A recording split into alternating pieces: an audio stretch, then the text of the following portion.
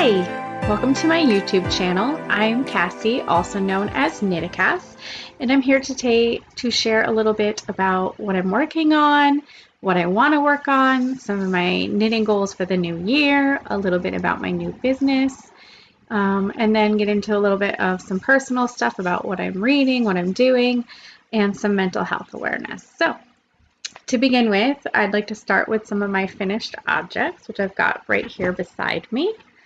So my first finished object that I'm super excited about is, whoops, that's backwards, the Stephen West Slipstravaganza. So this panel here, whoops, here is the first panel that you start with. So you're like, wow, how's this going to turn into a shawl?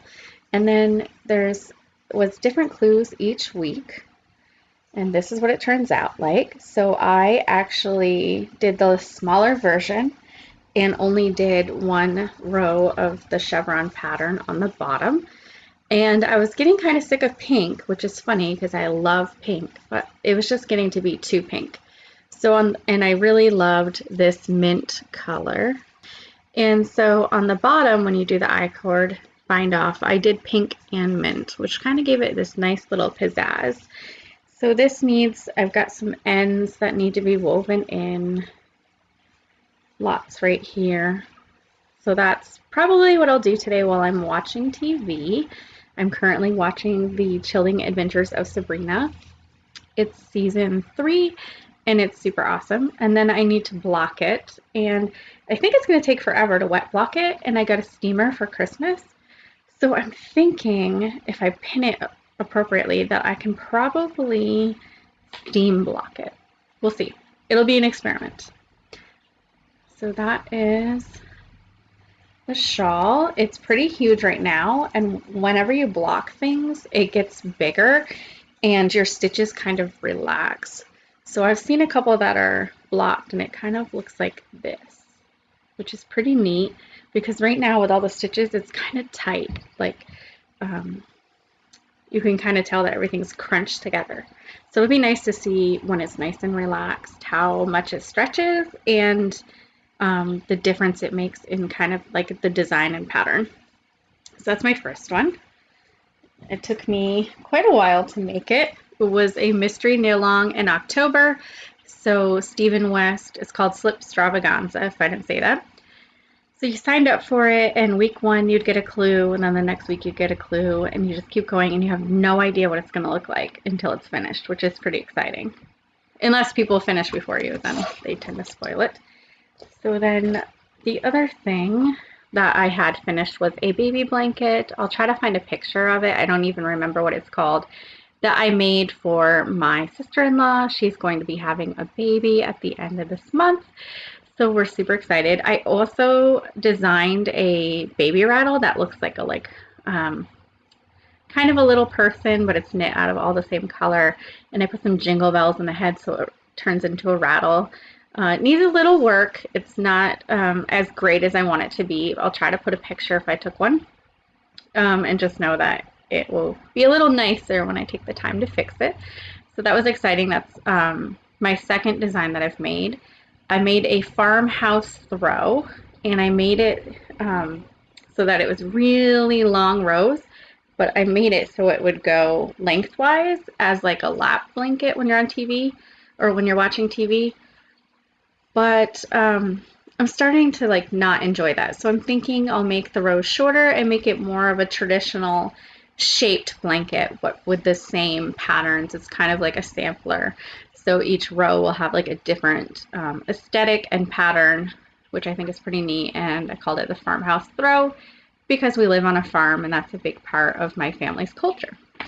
I believe that's it for finished objects. I really haven't finished much, but I do have a lot of whips. So you've seen this one 100 times. This is my Cozy Memories blanket. And I don't think I've worked on it in several months, but I get this sock yarn.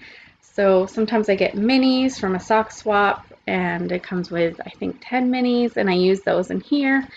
And then I also, if I'm knitting a pair of socks, so like I knit a pair of socks in this colorway, And so when I was done with it, I put some scraps in here. It's just pretty neat because it's square by square, which is super easy pattern. And it's going to be just this nice, really big kind of throw blanket, or it could be a bed blanket. It's really cozy when you put it on. And I have made it, let's see if I can find where it is. I decided, and I think I copied it from somebody. I don't think it was my own design. Right here. So let's see if I can show you. So these 4 squares here, this one, the line is going this way. This one, the line is going this way. This one is going this way, and this one is going this way. So I am, that's not the right one actually. Where did it go? I'm making it so the stripes go in 4 different ways, so that there'll be like one corner where the stripe is going this way, one corner where it's going this way, and then it'll come down on the side and down on this side. And I know I started that, but for some reason it's evading me. I have no idea. But anyways, that's my goals. That's my plan. I'd like to knit 25 squares on this month. Not this month. Oh my God, that'd be crazy. 25 squares on this during the year. And then this one you've seen 100 times. It is my Dotted Ray Shawl by Stephen West. And it's a pretty fun pattern. This one's really easy. And actually the Slipstravaganza was pretty easy, even though it looks intimidating. The stitches are knit, purl, knit 2 together, and I'm trying to think. And then like slips. Like it's pretty amazing how he can take really simple stitches and turn it into a masterpiece. So I'm in the middle of row, which is pretty common for me. So I'm going to kind of pinch it there. So this is the Dotted Ray Shawl, and it's got these nice kind of lacy holes in it. And it started at one corner. I believe it was this corner. And then each row, oops, there's a needle. Each row gets a little bit bigger, and this is made very simply with knit and purl stitches and short rounds, which basically means you will knit to a certain spot, turn your work, purl to a certain spot, turn your work, and so it creates like a small increase. It could be rounded, it could be chevron shaped or triangle shaped. This one is just making it so that it has these laces and each row is getting a little bit more larger in length, so it's creating this kind of elongated triangle shape. So that's pretty fun. That's living in my bag that my mother-in-law made me, I believe last year. It's got some floss, it's got a couple nice pockets, it's all lined. And then I've been working on this pair of socks forever, so I have one finished, and I'm calling them my Blorange socks, which is blue-orange. It's a vanilla sock. I've got some just basic blue sock yarn there, and then this orangey color, which was from Miss Babs, and I have no idea the name of it. And then it just has, you know, the alternating striped colors for the rib up here. So that's my Blorange socks, and I am in exactly the same place as I was the last time I podcasted. It's a cuff down basic vanilla sock, and I was knitting on double point needles for all my socks, and this really nice lady, it was last year during basketball season, it was a long time ago, when things were a little normal. So she showed me that she was knitting on 9-inch circulars, and I was like, ooh, I don't know if I can do that. And she actually handed over the work that she was working on and let me do a few rows to see if I liked it, which was pretty trusting. And it was just, the ease of it is nice. You don't have to pull your needle out and then start going and then move that needle and keep going. It's just like this continuous round. And I think I never had huge jogs, which is like, it looks like kind of a gap where your round starts. But it is noticeable if you're a knitter that I do have some jogs in my socks that I do the double point needles. And I've gotten a little bit better as I practice more and more, so it's not as obvious as it used to be. But I don't see any jogs in this one, which is pretty exciting for me. And I'm really enjoying it. So I'll probably, I mean, I love double point needles, but I think for socks, I'll probably stick to the 9-inch circulars. And that's also living in my bag from my mother-in-law. And it's made from scrap. So I actually had a lot left of this ball and a lot left of this ball. So I'm putting it into some socks. Let's see. And then I showed you this. This is the yarn that I had made or had dyed in one of the yarn kits from Knit Crate. There we go. And I called this sugar, I don't even remember, something margarita. And it's just this nice bright color with like yellows and oranges and pinks. So that's been pretty fun to work with and incorporate into my shawl. I'll put that back. Okay. Alrighty. And then I also got, this is not a knitting project, but I got this book, 400 Knitting Stitches, and it's got a bunch of different knits to spice up your knitting. A lot of them are pretty simple in how you make them, even though they look pretty complex. They've got some cables, some fancy stitches, some braided looking stitches. And look at that. That's pretty neat. And then let's see. It does have the stitch that I'm using. That's pretty neat too. Oops. It does have the stitch in here that I'm using for my design, which I'll show you in just a moment. But then it has, let's see if I can find them. At one point, it has a design that looks like flowers. Let's see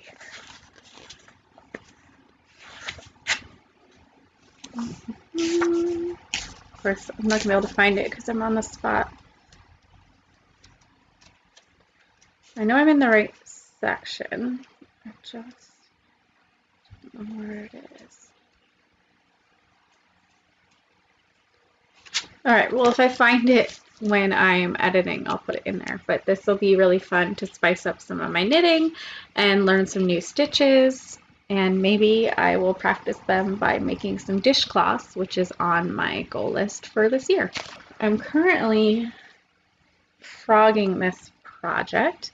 This was a pair of pants that I was knitting for my niece, and I loved the colorway because it's not going to show well on camera, but it's a light purple that kind of looks marled, almost as if it was made with white yarn, even though it's all on one strand.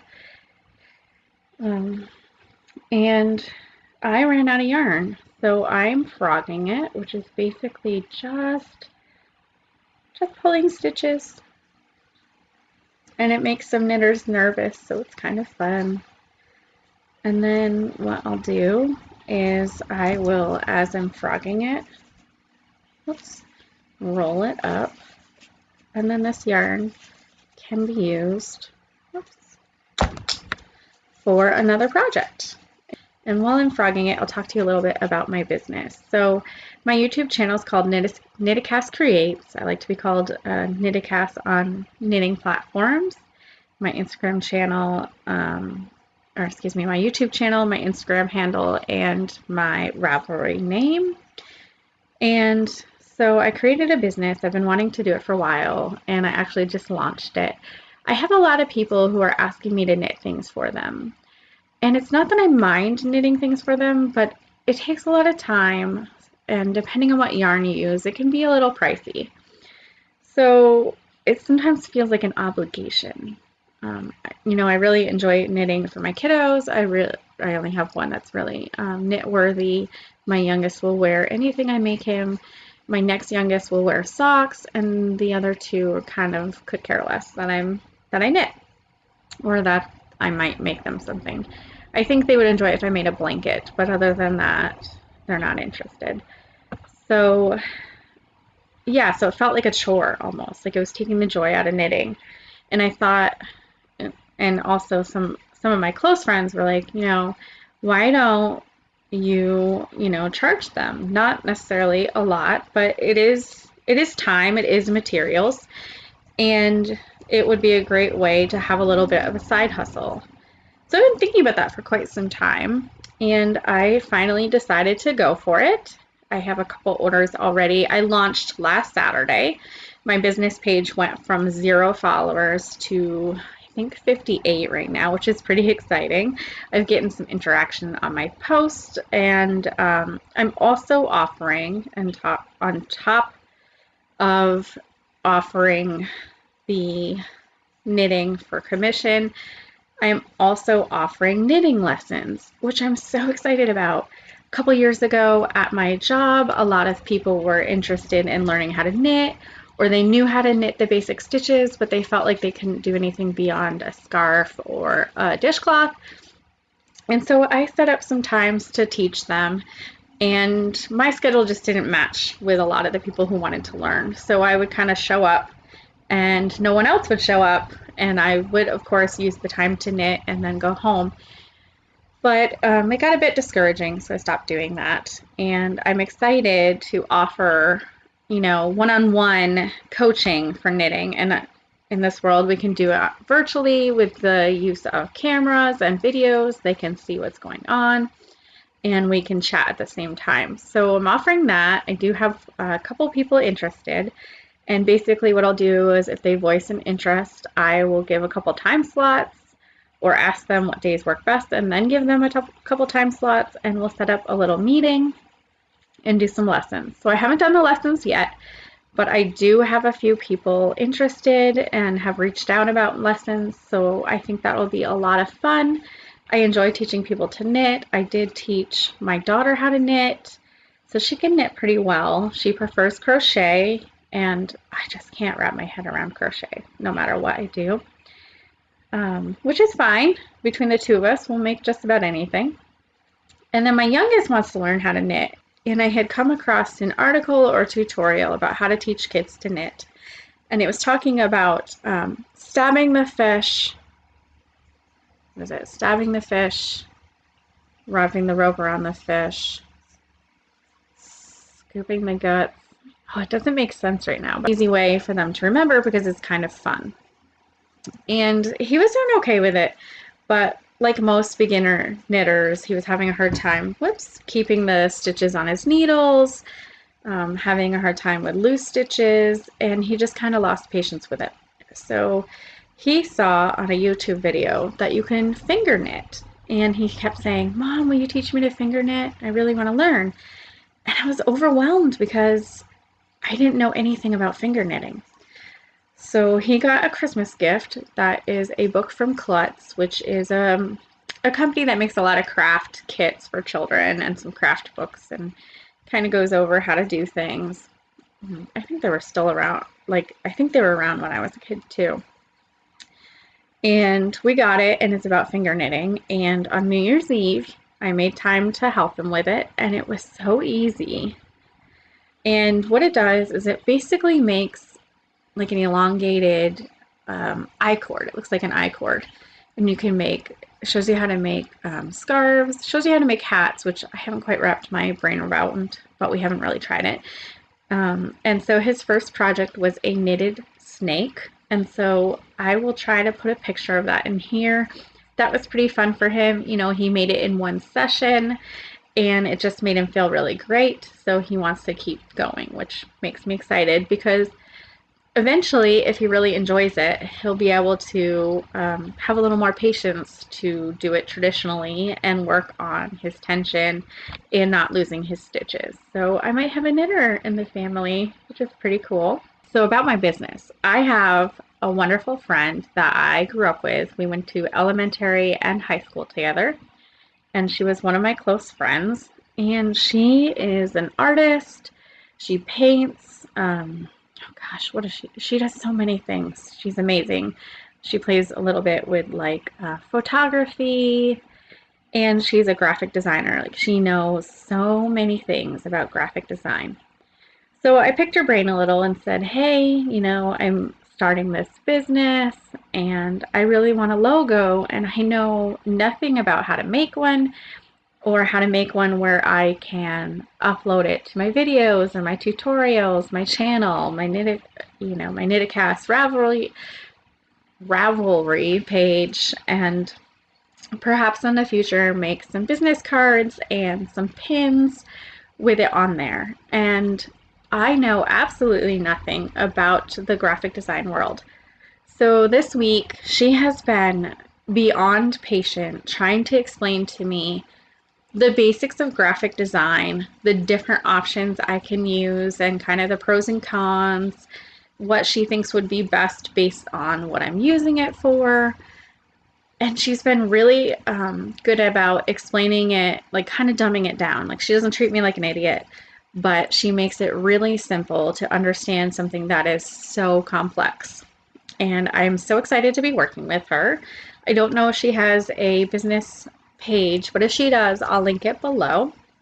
So I'm pretty excited to be able to share that with you guys once it's finished.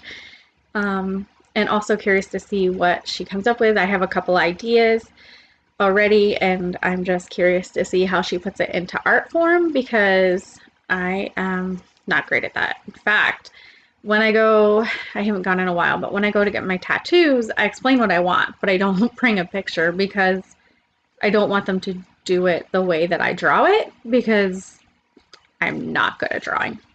And luckily I've been pretty good about conveying what I want with the written word so they can translate it into an image. So hopefully I'll have that soon. I mean, I'm not going to rush her. I don't know how long it takes, but I'll be excited to share it with you once I have it. And if you're interested in some lessons, or checking to see if there's something I can make for you, I'd be more than glad to chat with you. So you can comment below what you're looking for, and I will reach out to you. You can also check out my Facebook page, where you can message my page directly.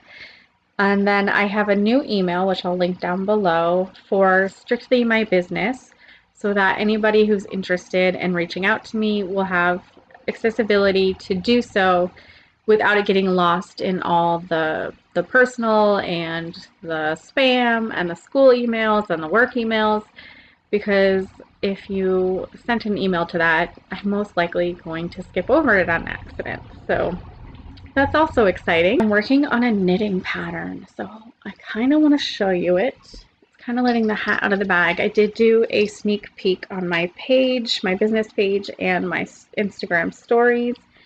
And on my business page, I asked people, what do you think I'm making? So I've had this idea in my brain since last year, and I wanted a glove, or a mitten, excuse me, that had something that looked like a braid here. And then this part of the glove has kind of changed. I know that I wanted it kind of like small elevated stitches, so it was kind of like bumps but not bobbly, and look kind of cozy. So I was just thinking like wintry and coziness, and pretty visual to the eye, that it looks kind of different. Not that I'm making different stitches, but that I'm putting things together. So a lot of cables, it's nearly impossible. There is a tutorial. I don't know who it's by, but I did try to do it, and I just couldn't wrap my head around it. So I definitely wanted the braid stitch, which is a form of cabling, to go horizontally instead of vertically. And it took me a long time to figure out how to do it. And I did. And then I'm not going to tell you. I'm not going to tell you my secret.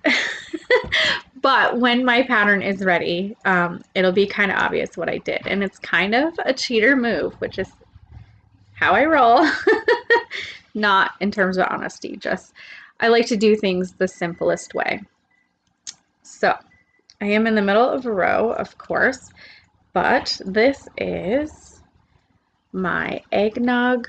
Let's see if I can get it in the right place here. My eggnog bliss glove. And so it has a braided cable going horizontally, and then it's got this nice stitch called a blackberry stitch or a trinity stitch, and I think it has one more name, so that makes it kind of that ripply, raised comfort look.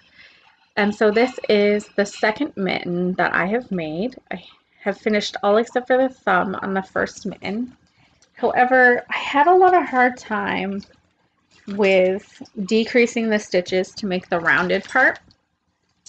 So the first time I did it, I kept messing up on how many stitches I had. I started with what I thought was the wrong, how do I say this? So I thought it was a certain number of stitches, but the number I thought it was incorrect. And so when I was decreasing, I thought it needed to be the appropriate decrease based on that false number. And it wasn't working out, and I kept having what I called oddball stitches when I was writing out the instructions. But then the oddball stitches kept happening, and it was changing shape, and it wasn't looking right. And it actually turned out like this, went in a little, and then made like this huge rectangle square at the top. So I did the most scary thing for me, and I cut.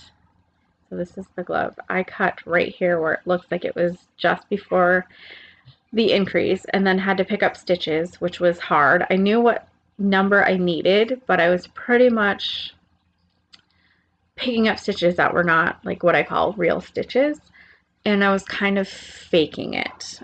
So like if my stitch count wasn't right, I was making one, and if it seemed like one needle had too many, and when I moved down the double points, if it didn't look right, I would kind of either decrease one or make one, and then I carried on from there.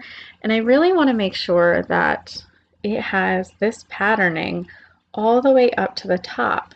And I was having a hard time, so this mitten is not perfect. I was having a hard time decreasing it in a way that can allow this stitch to continue without me losing count or getting off track with the patterning, and then also create a rounded shape. But I was afraid of it coming to a point and not having enough stitches. So this would be how it is worn. Let's see here. So it's a little uneven because I've put my thumb in the wrong place, all learning curve. And it looks good on camera, like it looks like a circular shape on the top, but in all actuality, it's a little too square. So it needs some more increases so that it has less stitches at the end. So that's something I need to work on. And then my thumb gusset, I've got some real simple idea for that will help accent and bring this purl stitch back into play. So I decided, because all these top stitches are a little messed up, that this would be kind of my practice, trial and error mitten, and that the second one that I'm making, which I'm making for the right hand, will be the glove that I try to keep track of the right stitches and really try to be sure that I can understand my written directions, and then work on a change for the decreases at the top so it's less of a square shape.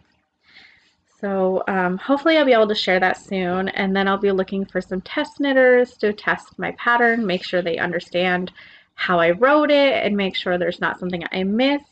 There's always that chance when you're knitting a pattern and designing it that you understand what you're trying to say and you understand your way of how it works.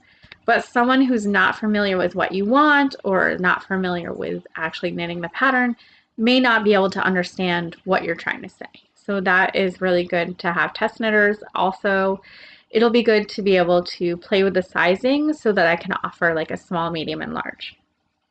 So that's a work in progress. It might take a while. The knitting part is going pretty fast. It's the logistic, how do I make it work kind of things that's taking so long. And that is in my bag by Nicole from Nicole Stitches Podcast, or NSP Designs. I've got all my great pins on it. It used to have a drawstring, but I broke it. So there's that. Whoops, I forgot to put this on. And I dropped a stitch marker. Hopefully that's not important. I'll find out later. So, yes, oh, sugar. So I actually dropped 3 stitches, and I think the stitch marker was somewhere near those stitches. So I'll pick that up in just a minute. So this is called a needle cozy, and it is, you can put your needles in it and your project, and then you kind of snap it closed so that the stitches don't slip off the needles, and your it's just kind of a nice way to keep it all intact. And if I had done that, I wouldn't have slipped stitches or my stitch marker. And then I have a couple ideas to collaborate on that. I'm hoping I can collaborate with one of the people I follow for a stitch marker to go with it, and maybe a yarn color from my favorite yarn designer. I have not reached out yet, so that'll be something that will be in probably the farish future, not right away. But now I can get back to what I was going to say about things that are going on personally.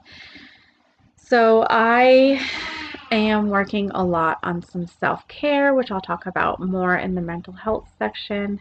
But I'm currently watching Sabrina, The Chilling Adventures of Sabrina on Netflix. It's pretty amazing. I really am enjoying it. I've also been watching, what's it called? The Gifted. I believe that's on Hulu.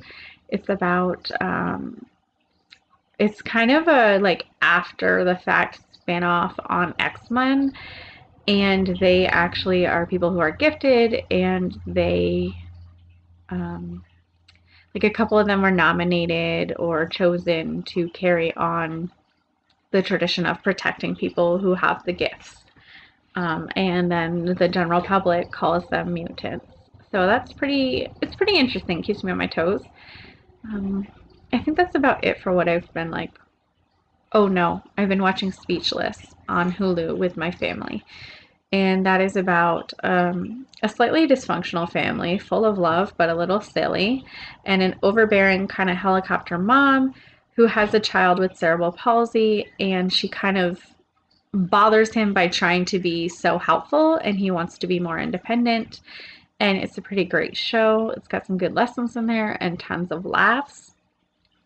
And then I'm reading Heartless by Melyssa Meyers, which is a prequel of sorts to Alice in Wonderland, and it's not necessarily from the perspective because it's written in third person, but it's about the story of the Queen of Hearts before she becomes the Queen of Hearts. And I won't give any more spoilers, but it's fascinating. It gives you a perspective of her that we were not given in Alice in Wonderland, which is pretty exciting. And then I'm also reading, what's it called? Crescent City by Sarah Maas. And I'm not sure if I'm reading it too late at night when I'm already tired, but for some reason I can't follow the characters. I can't follow what's going on. And I know a lot of people who are Sarah Maas fans are really like talking highly about it. And so I just need to work on maybe starting from the beginning and reading it during maybe the daytime where I'm a little more alert and really giving it a chance, because I don't want to give up on it because I love Sarah Maas and I've never had this issue with her books. So I'm hoping it's like an error on my part. And then I'm also listening to Kingdom of Ash, which is the last book in the Throne of Glass series, also by Sarah Maas. And the book is like, it's on Audible. I think it's like 30 some odd hours. And, I drive for work, but I drive for a few minutes and then I stop, and then I drive for a few minutes and then I stop. So it kind of interrupts it a lot. So I tend to listen to it on the way to work and the way home. And I believe I have 7 hours left, but I started this book sometime like at the beginning of last year, or maybe even the tail end of the year before. So, but it's really good. I'm loving it. I'm loving how the characters have changed and evolved, and their priorities have changed, their clanship and loyalties have changed, and it's just a really great book that makes you feel like you're in it, and that you're feeling everything. It's really well written. I think that's it for what I'm reading, and yeah. I also wanted to share with you, So I'm a nurse, and well, the whole world is wearing a mask. I wear them all day and then a face shield on top of it, so my sweat and my oils get really trapped in here. And I'm wearing some makeup, so it won't be as obvious, but my whole chin gets maskne, and it's those really deep pimples that people with acne get and talk about, like how deep they are and how painful they are, and they tend not to go away, and they're super huge. And I've never experienced that in my life, and I actually get really upset and kind of cry about it because it is really painful. So the few things that I've been using, I have a Posh lady. Her name is Renee Sutton. I'll try to link her business page below. But these two products have really saved my life. So this first one is Cackle Spackle, and it's a black face mask. It's got kind of a rough, beady shape. And you put it on until it dries, and then you rinse it off, and it gives this really like fresh, minty, refreshed feeling, and it really deep cleans your pores. And then I also have been using Pore Chores. There we go. And this is something that you put on your T-zone or wherever you're oily or wherever you have trouble with possible acne. You can even use it before you get the acne, and you put it on those areas, it gets dry, and you just rub it off, and then you wash your face. So they have been really great. I usually get my acne or my maskne under control just in time to go back to work. So it's a revolving battle. And then I'm doing a color street party, which has been pretty fun. I got introduced to it a few years ago. I was doing another nail company, and their nail strips, wraps, I think they're called wraps. You needed a special heater, and it took quite a long time to put them on. They lasted a long time. They looked great. I loved them so much. And I was a consultant. And then my sister would wear Color Street every now and again, and I'd kind of like, really? And she's like, well, I don't have to use the heater, and it's quicker, and they have the French manicures, which at that time, we did not offer them, I don't think. And so after the company I was working for kind of changed goals and focus, and it wasn't something that was for me anymore, I decided I wanted to see what the fuss was about with Color Street. And so I tried them. I think I got a sample to start with, and I loved them. They are, I mean, you can put them on in minutes. You basically take it out of the package, find out what sizing you are, press it down, and then file it, and you're ready to go. And they have tons of different designs and colors that are constantly evolving. And these, it looks kind of sad. They need to be done. But these have been on for 2.5 weeks. And I wash my hands and sanitize, which has alcohol base, which can polish so many times during the day. So I'm pretty impressed. And I love the fact that I don't need to spend 45 minutes to an hour doing my nails. It can be 5 minutes. Super easy. So I'm actually due to switch them. I'm kind of sad because I really enjoy this colorway, but it's flaking a lot now. So it is time for a change. So I'll be working on that later. In terms of mental health, I've probably said this before, but I have bipolar, and bipolar has a really bad stigma. I mean, all mental illnesses do.